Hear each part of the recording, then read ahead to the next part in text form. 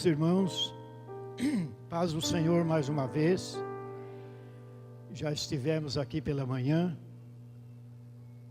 comemorando 68 anos de fundação do nosso querido Avivamento Bíblico.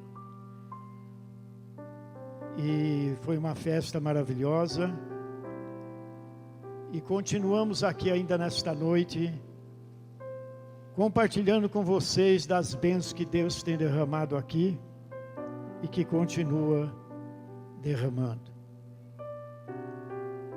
Na palavra de Deus, em Filipenses capítulo 4 e versículo 6. Filipenses capítulo 4, versículo 6, está escrito assim: não estejais inquietos por coisa alguma.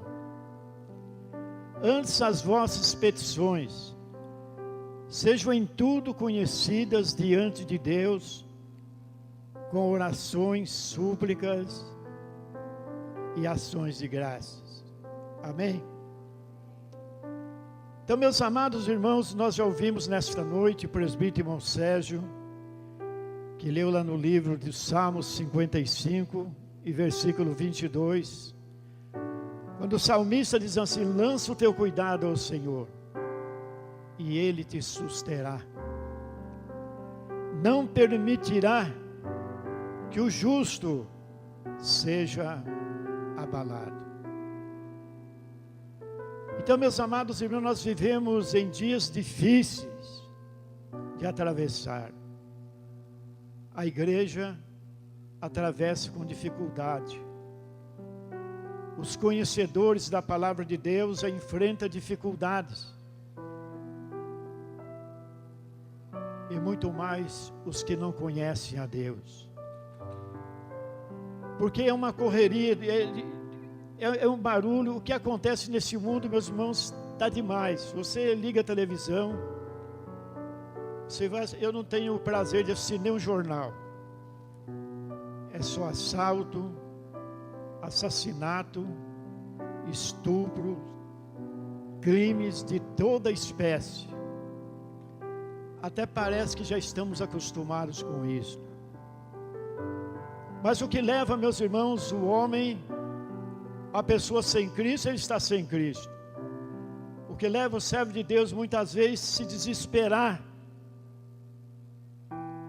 e entrar também nesta fila desgraçada da ansiedade.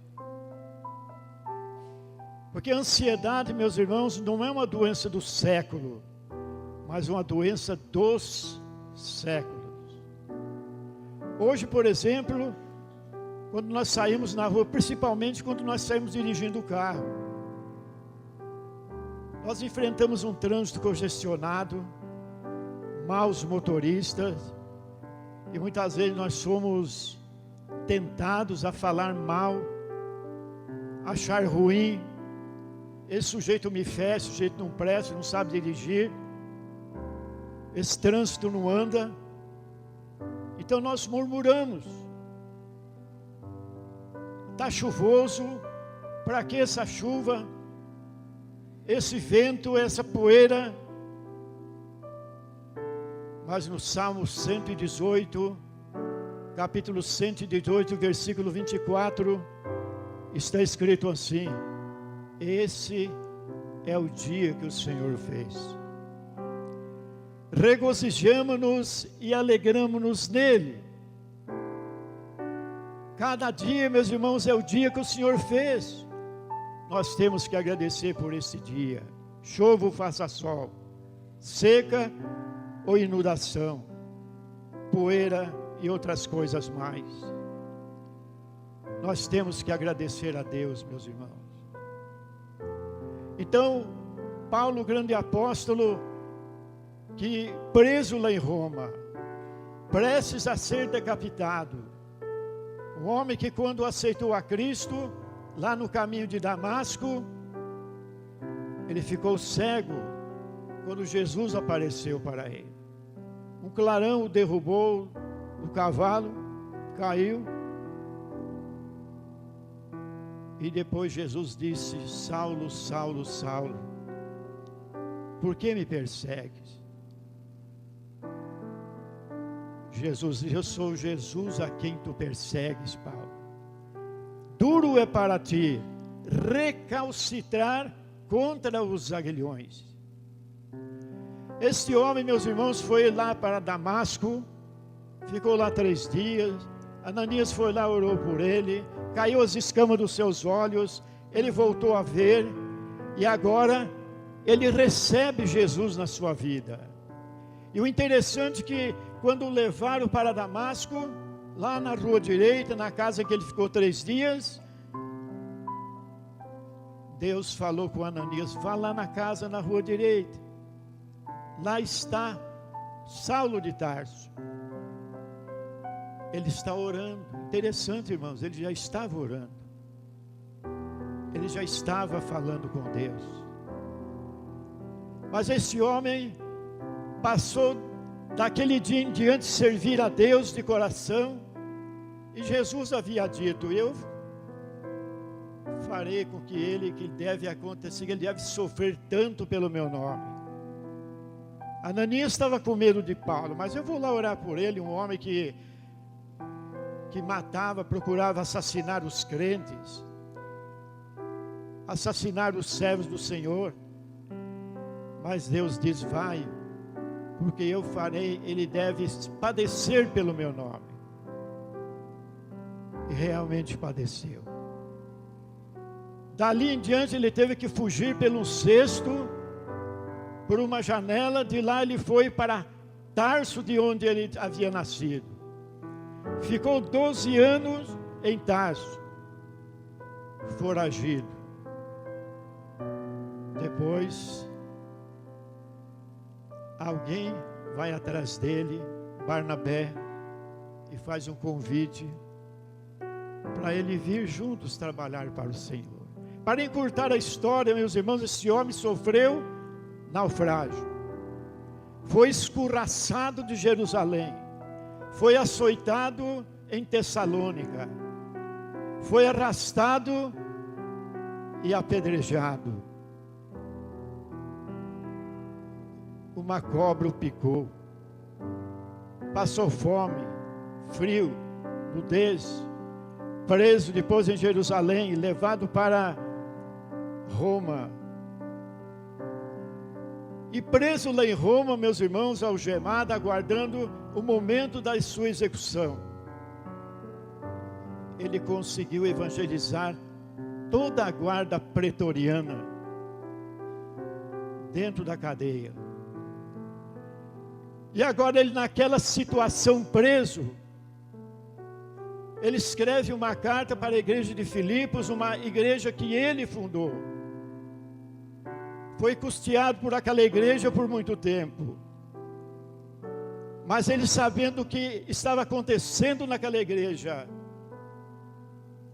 Paulo escreve uma carta aos Filipenses, no capítulo 4, versículo 6. Diz assim: não estejais inquietos por coisa alguma, antes as vossas petições sejam em tudo conhecidas diante de Deus, com oração, súplica e ações de graças. Imagine a situação que estava este homem. Depois de ter sofrido tanto, ele foi o maior fundador de igrejas, sofreu demais, agora preso, sentenciado à morte. Escreve também uma carta aos Romanos, que lá no capítulo 8, ele demonstra a sua alegria. Agora nenhuma condenação há para os que estão em Cristo Jesus, que não andam segundo a carne, mas segundo o Espírito.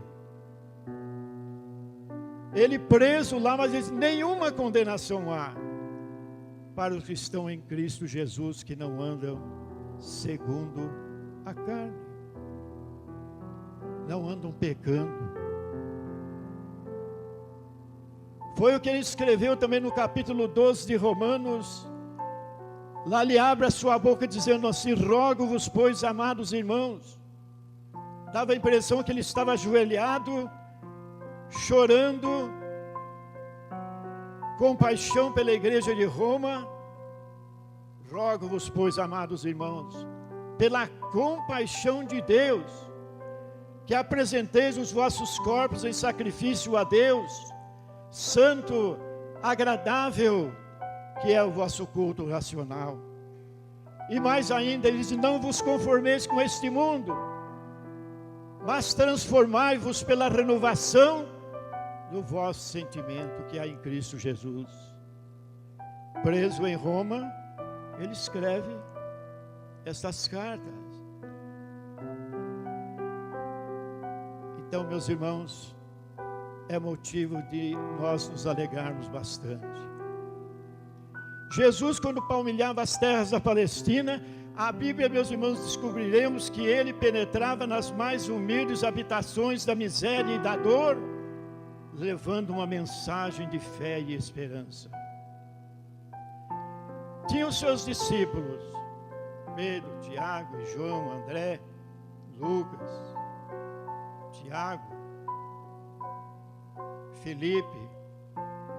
Eles acompanhavam Jesus. Pasme, meus irmãos, que aqueles discípulos não eram crentes. Nem Pedro, nem Felipe, nem André, nem Tomé. Eles acompanhavam Jesus pelos milagres que Jesus realizava. Mas Jesus o escolheu. Fez deles grandes apóstolos, grandes pregadores, que após a ressurreição de Cristo, eles revolucionaram o mundo com a mensagem. Mas a princípio eles não eram crentes. Eu vou provar isso na Bíblia. Quando Jesus observou que eles estavam cabisbaixos, decepcionados, angustiados, Jesus chega diante deles, lá no capítulo 14 de São João. Jesus chega diante dele e diz assim: não se turbe o vosso coração. Credes em Deus. Eles não criam em Deus, irmãos. Não se turbe o vosso coração, mas credes em Deus, credes também em mim. É para eles crerem em Deus e crerem em Jesus. Jesus, mais tarde, disse isso no capítulo 17 de São João, versículo 3. Pai, a vida eterna é esta, que te conheçam a ti só, como o único Deus verdadeiro, e a Jesus Cristo a quem enviaste. E agora no capítulo 14, Jesus exorta os seus discípulos: não se turbe o vosso coração, credes em Deus, credes também em mim, porque na casa de meu pai há muitas moradas. Se não fosse assim, eu vos teria dito: eu vou preparar-vos lugar. E se eu for vos preparar lugar, eu virei outra vez, e eu vos levarei para mim mesmo, para que onde estiver estejais vós também. Eles não captaram o que Jesus queria dizer. Logo no meio deles levanta Tomé, porque Jesus disse: vocês sabeis por onde eu vou e conheceis o caminho. Mas Tomé se levantou e disse: mas Senhor, nós não sabemos para onde você vai, como podemos saber o caminho? Eram incrédulos ou não eram, irmãos? Mas Jesus responde Tomé, no versículo 6 do capítulo 14: eu sou o caminho, a verdade e a vida. Ninguém vem ao Pai se não for por mim. Quem me vê a mim, vê o Pai. Felipe já se levanta também. Felipe: Senhor, mostra-nos o Pai. Onde é que está o Pai? Mostra-nos o Pai, o que nos basta. Jesus disse: Felipe, eu estou há tanto tempo convosco que não tens me conhecido, Felipe. Quem me vê a mim, vê o Pai. Credes que o Pai está em mim e eu estou no Pai. Então eles viviam numa situação, meus irmãos, ansiosos. Por quê? O que eles queriam de Jesus? Eles queriam, lá em Atos capítulo 1, versículo 6, quando ele diz, Jesus fala qualquer coisa sobre Jerusalém, disseram a Jesus: Senhor, restaurarás tu neste tempo o reino de Israel? Eles estavam esperando a restauração do reino naqueles dias. Mas Jesus disse lá: a vós não convém saber de tempos ou as estações que o Pai estabeleceu pelo seu próprio poder. Mas ficai na cidade de Jerusalém, até que do alto sejais revestidos de poder, e sede-meis as minhas testemunhas, tanto em Jerusalém, Samaria e até os confins da terra. Então lá estava um Tomé incrédulo, um Filipe também incrédulo, lá estava um André, que lá na multiplicação dos pães do capítulo 14 de São João, ele não sabia como fazer quando Jesus via multiplicar os pães, mas Senhor, nós precisamos de muito dinheiro para tratar desse povo. Quando Jesus dizia, dai-lhe voz de comer, eles não entendiam. Mas Jesus, alguém disse assim, Senhor, só tem alguém aqui com 5 pães e 2 peixes, então me traga aqui. Lá no capítulo 14 de São João aconteceu isso, Jesus multiplicou os pães e peixes para mais de 5.000 homens, além de mulheres e crianças. Mas estava um André incrédulo lá. Pedro, aquele Pedro extrovertido, nega Jesus. Com a espada na mão ele era valente. Senhor, quando Jesus disse que ia morrer em Jerusalém, disse, Senhor, não vai acontecer nada isso com você, Senhor. Jamais acontecerá isso. Como ele quer dizer assim, a espada está aqui, ó. Mas Jesus disse, para trás de mim, Satanás, você me serve de escândalo. O dia que você se converter, confirma teus irmãos. Então era um bando de discípulos incrédulos, meus queridos irmãos, que eles foram só se converter a Jesus quando o poder do Pentecostes desceu naquele dia, como está no capítulo 2 de Atos dos Apóstolos. Lá, meus irmãos, eles experimentaram o poder do Espírito Santo que desceu sobre o povo, 120 que estavam reunidos, que eles falaram em outras línguas, conforme o Espírito Santo lhes concedia que falassem. Eles entenderam, agora eles acreditaram quem era Jesus. Agora Pedro, aquele Pedro que negou a Jesus, agora ele virou um grande apóstolo, se levanta lá, prega uma mensagem poderosa e lança a rede, 3.000 almas se convertem a Jesus. Agora o Pedro mudou. Mas meus irmãos, nós precisamos de uma coisa. Paulo diz assim, não estejais inquietos por coisa alguma, antes as vossas petições sejam tudo conhecidas diante de Deus, com orações, com súplica e ações de graça. Irmão Sérgio leu o capítulo 55 de Salmo, versículo 24, que diz assim, lança o teu cuidado ao Senhor, e Ele te susterá, não permitirá que o justo seja abalado. Mas essa ansiedade, meus irmãos, é de nossos dias? É do tempo dos apóstolos? Não, é lá do início. Abraão, chamado nosso pai na fé, também passou por isso. Aquele Abraão que foi chamado, como diz o capítulo 12 de Gênesis, o Senhor nos chamou lá da terra dos caldeus, da antiga Babilônia, prometeu uma terra que manava leite e mel para ele, sair de lá, para sair por uma terra que ele não conhecia. Na verdade, ele não hesitou em obedecer à ordem divina, ele saiu. Começou a peregrinar com 75 anos, sua esposa com 65. Leva um do seu sobrinho Ló, leva os seus moços, o seu gado, dinheiro que ele tinha, era muito rico. Foi peregrinar para uma terra que ele não conhecia. Deus fez uma promessa para ele, eu te abençoarei aqueles que te abençoarem, e amaldiçoarei aqueles que o amaldiçoarem. Mas o tempo se passou, irmãos. Passou 10 anos.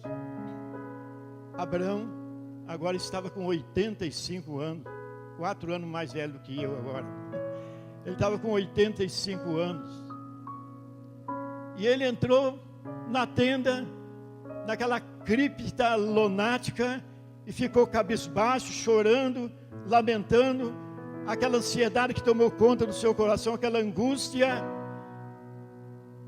Mas Deus o tinha chamado. Deus aparece à porta da tenda e disse: Abraão, o que está acontecendo, Abraão?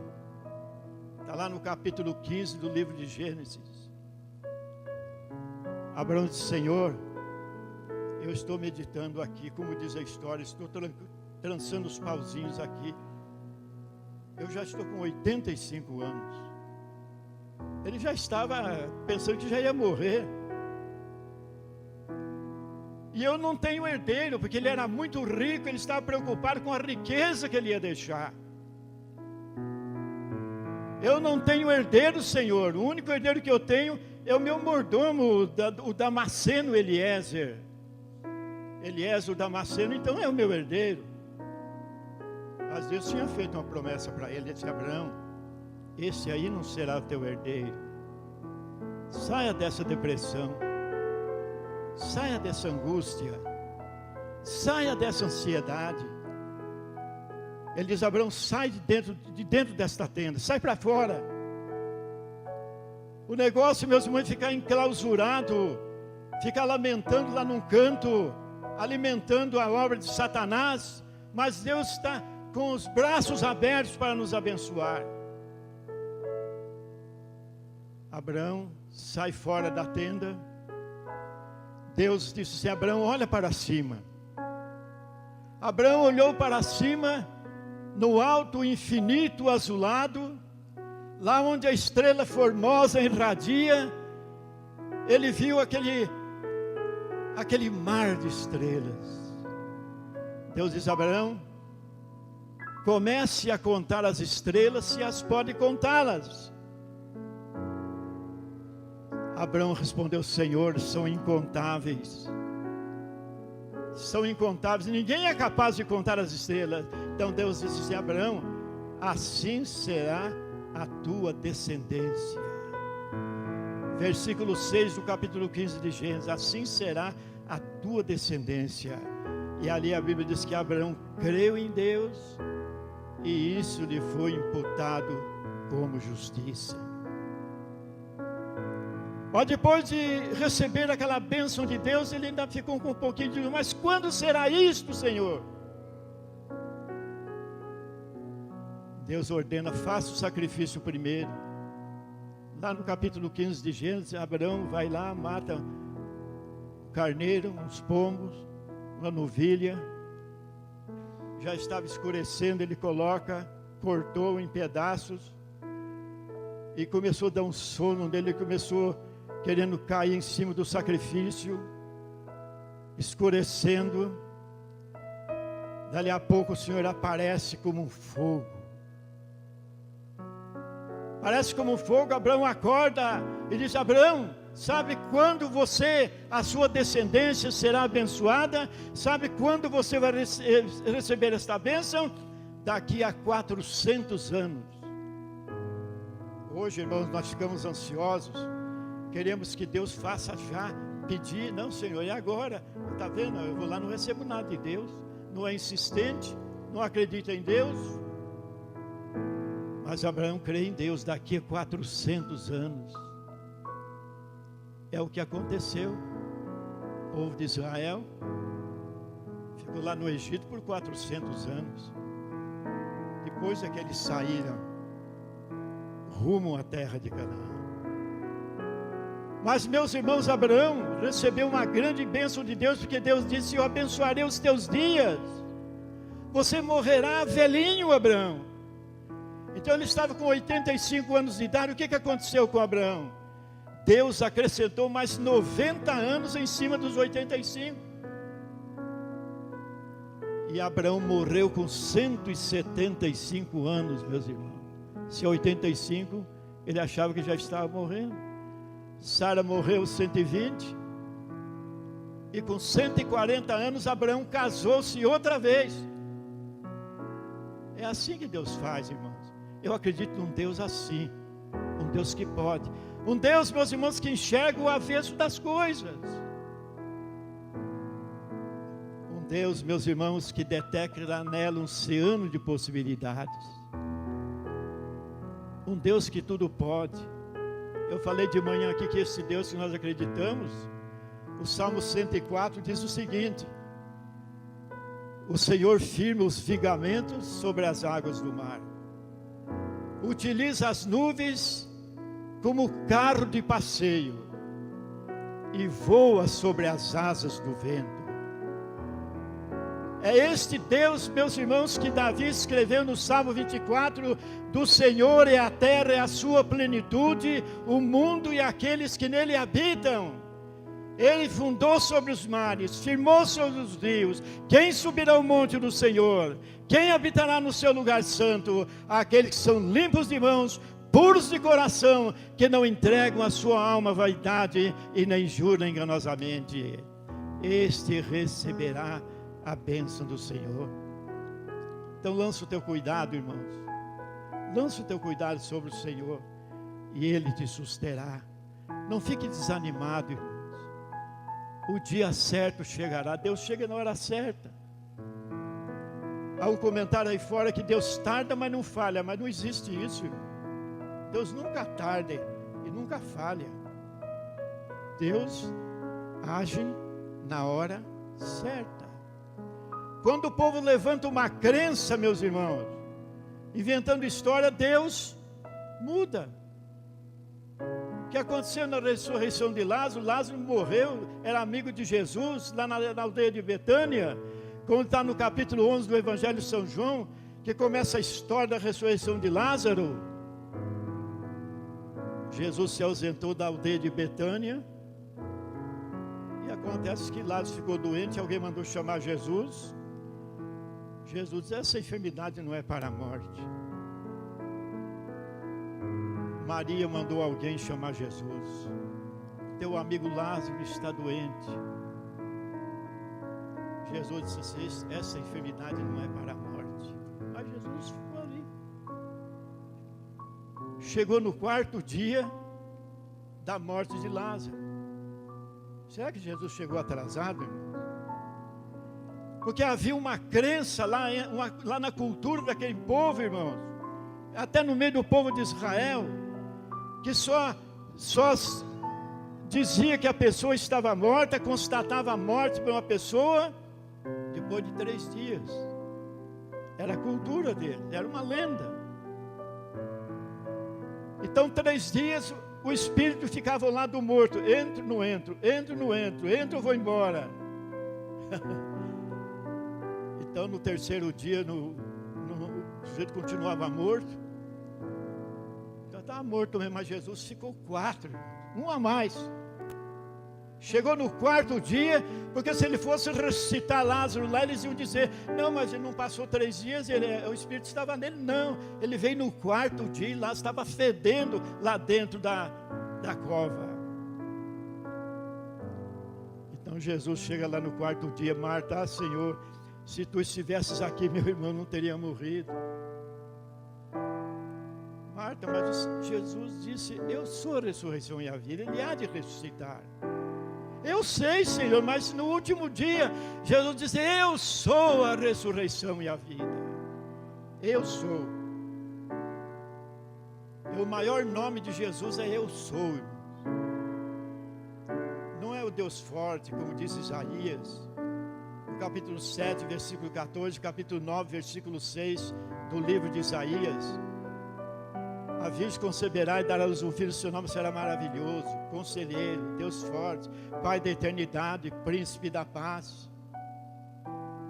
Tudo isso é o nome de Jesus. Rosa de Saron. Mas o maior nome de Jesus é aquele eu sou. Amém, irmãos? Vamos dar uma salva de palmas para esse Jesus, porque eu sou. Aleluia. Glórias a Deus. Esse Jesus, eu sou. Ele disse lá, João 14,6, eu sou o caminho, a verdade e a vida. Eu sou. Ninguém vem ao Pai senão por mim. Jesus reuniu os seus discípulos e perguntou a eles: escuta, o que estão dizendo os homens aí fora que eu sou?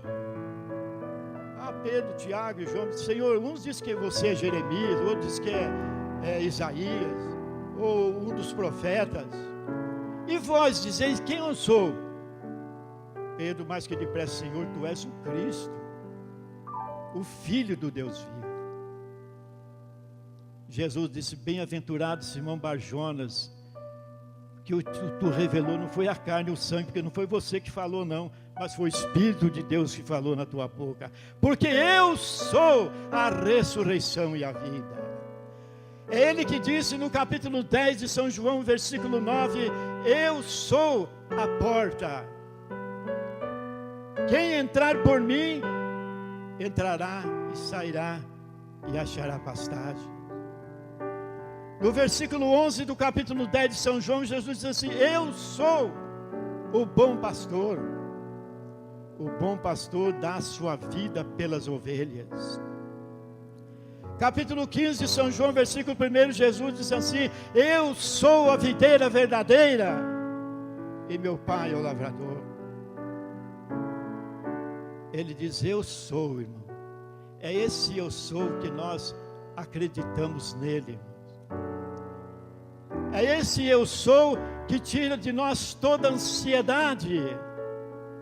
Muitas pessoas vão para o médico, tomam tantos tipos de remédio, e o médico receita lá para depressão, para ansiedade, para angústia. A pessoa não dorme direito, toma remédio, aquele problema seríssimo, irmão. Mas um dia alguém perguntou para mim: qual é o remédio que o senhor toma para ansiedade? Falei: o remédio que eu tomo, o médico não receita não. Só o médico dos médicos. Mas aonde está esse remédio? Esse remédio está na palavra de Deus, no capítulo 46 do livro dos Salmos. Lá diz assim: Deus é o nosso refúgio. É o refúgio nosso. Deus é o nosso refúgio e fortaleza. Socorro bem presente na angústia, que angústia e ansiedade. Ele está presente na angústia e na ansiedade. Mas para isso temos que obedecer às palavras do apóstolo São Paulo, Filipenses capítulo 4, versículo 6. Não estejais inquietos por coisa alguma, antes as vossas petições sejam em tudo conhecidas diante de Deus, com orações, súplica e ações de graça. Para isso, irmãos, nós precisamos fazer uma coisa: entregar o nosso coração a Jesus. Mas nós não entregamos. Mas quanto mais você entrega, irmão, mais bênção você recebe. Provérbios capítulo 23, verso 26. Lá está escrito assim: Deus dizendo: filho meu, dá-me o teu coração, e os meus olhos contemplem os teus caminhos. Lá Salomão está dizendo no capítulo 4, verso 23 do livro de Provérbios: sobre tudo que se deve guardar, guarda o teu coração, porque dele procedem as saídas da vida. E Jesus no capítulo 15, versículo 19 de São Mateus, Jesus diz assim: do coração procedem os maus pensamentos, corrupção, o adultério, o furto, toda espécie de porcaria. Essa caixa de Pandora que é o nosso coração, irmão, que é depósito de tanta porcaria. Deus está dizendo pela boca de Salomão: sobre tudo que se deve guardar, guarda o teu coração, porque dele procedem as saídas da vida. Então, meus irmãos, não existe outro caminho senão a palavra de Deus. A palavra de Deus está em primeiro lugar. Na carta aos Hebreus, no capítulo 4, versículo 12, o que é a palavra de Deus? Diz assim: a palavra de Deus é viva e eficaz, penetra na divisão da alma e do espírito, nas juntas e nas medulas, e nas intenções do coração. Ela penetra em tudo, irmãos. Eu fiquei um dia analisando como Deus pode realizar um milagre na vida da pessoa. Eu fiquei estudando a Bíblia, mas como que Deus pode realizar? É um ato de mágica? Não, é a palavra. Porque a palavra de Deus diz lá, ela penetra na divisão da alma e do espírito. na mente, no espírito, nas juntas, nas medulas, e é apta para discernir os pensamentos e as intenções do coração. Discerne o pensamento se é real, se é puro, e se o coração é sincero, ele recebe o milagre de Deus, porque a palavra penetra, meus irmãos, é uma palavra fiel e digna de toda aceitação, porque a palavra de Deus é a única regra de fé e conduta, ela regula e legitima o cristão. A palavra de Deus, meus irmãos, é a única que pode nos conduzir à felicidade eterna. Um dia eu evangelizei uma moça, minha esposa é testemunha disso, isso faz mais de 40 anos, chama-se Vera Alice de Oliveira, ela é pastora em São Paulo, de uma grande igreja que ela fundou. Ela cantava no coral da igreja católica em Londrina.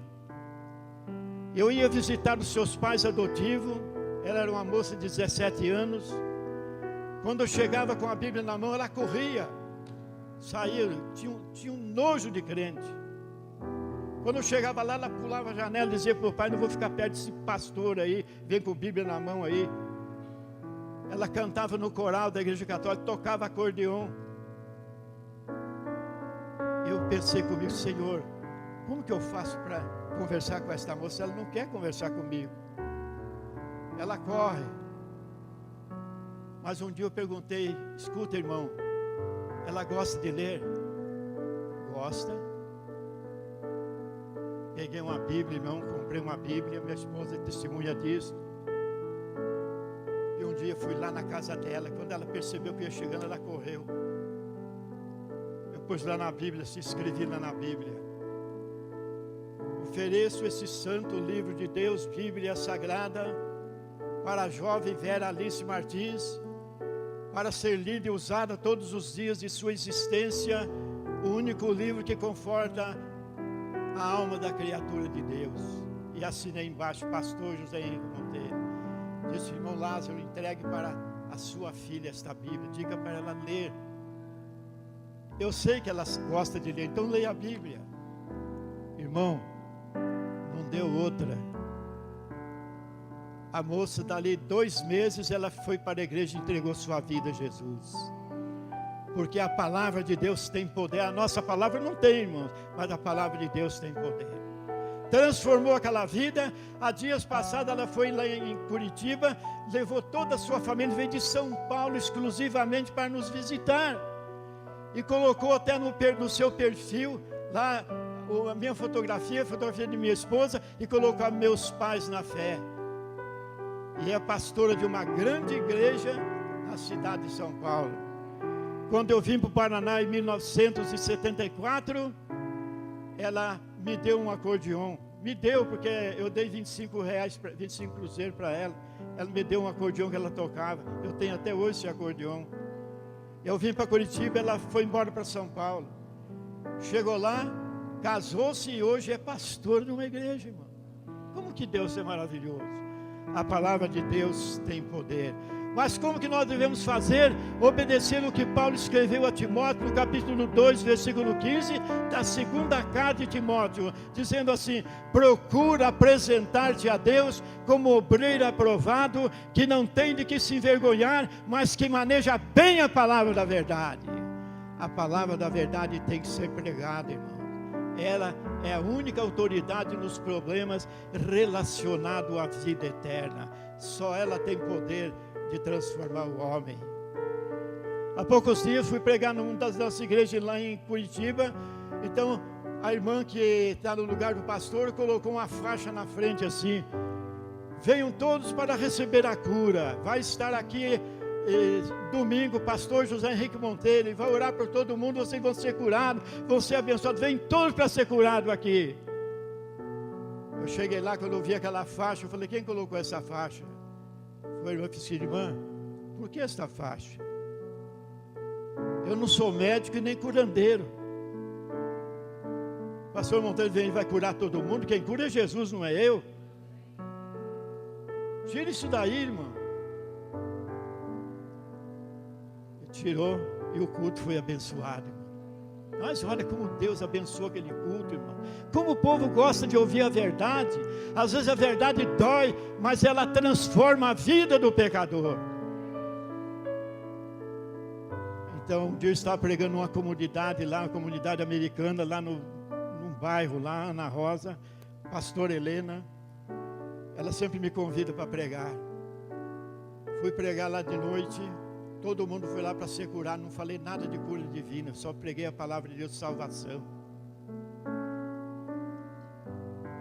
Pasme, meus irmãos, a hora que eu estava pregando, mais da metade da mensagem, havia duas irmãs lá, elas caíram por terra, na hora da mensagem.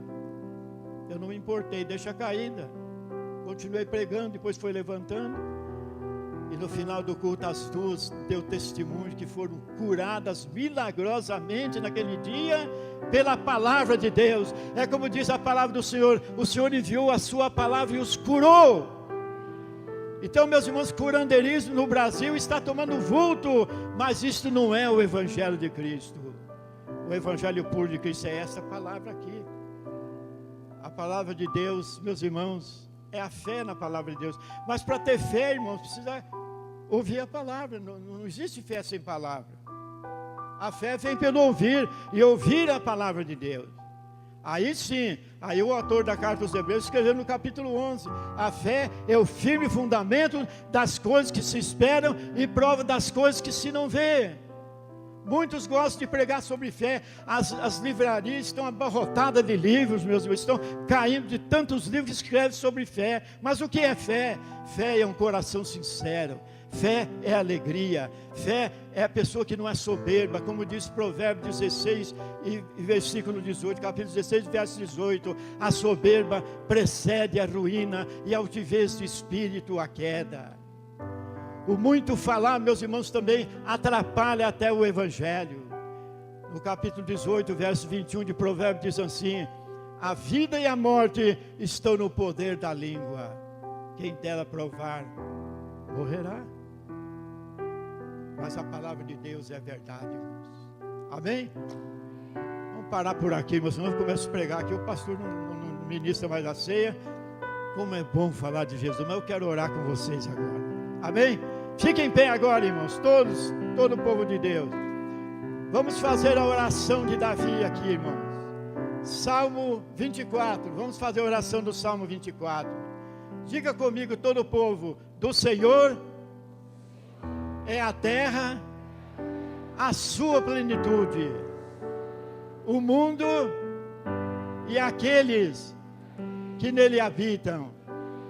Ele formou sobre os mares e firmou sobre os rios. Quem subirá ao monte do Senhor? Quem habitará no seu lugar santo? Aqueles que são limpos de mãos, puros de coração, que não entregam a sua alma à vaidade. Amém? Quantos vão sair dessa ansiedade nesta noite, irmãos? Quantos querem sair dessa ansiedade? Quantos? Levante a mão para cima. Eu vou orar por vocês agora, irmãos. Se você está ansioso, angustiado, cabisbaixo, sofrendo depressão, leia a palavra de Deus, irmãos, leia a Bíblia. Ela é o único remédio. Maravilhoso e eterno Pai que estás no céu. Estas centenas de mãos que estão erguidas neste momento, Senhor, estão apontando para o trono da Tua graça, aonde emana toda a verdade, aonde desce tudo aquilo que é perfeito, tudo aquilo que é bom. Senhor, que essas pessoas presentes nesta noite sejam alcançadas pelo poder da Tua palavra, porque a Tua palavra, Senhor, é digna de toda aceitação. A Tua palavra é a verdade, Senhor. A Tua palavra é uma mina de riqueza, Senhor. A Tua palavra, Senhor, é um rio de glória. A Tua palavra, Senhor, é uma bênção, é um oásis em pleno deserto árido. A Tua palavra é a verdade. Querido Pai, aceita nesse momento a nossa oração, em nome de Jesus, nós te pedimos e agradecemos. Amém? Dê uma salva de palmas para Jesus. Aleluia. Glória a Deus. Louvado seja o nome de Jesus Cristo. Mais uma vez, irmãos, mais uma salva de palmas para o Senhor. Batei palmas ao Senhor. Aleluia. Glória a Jesus.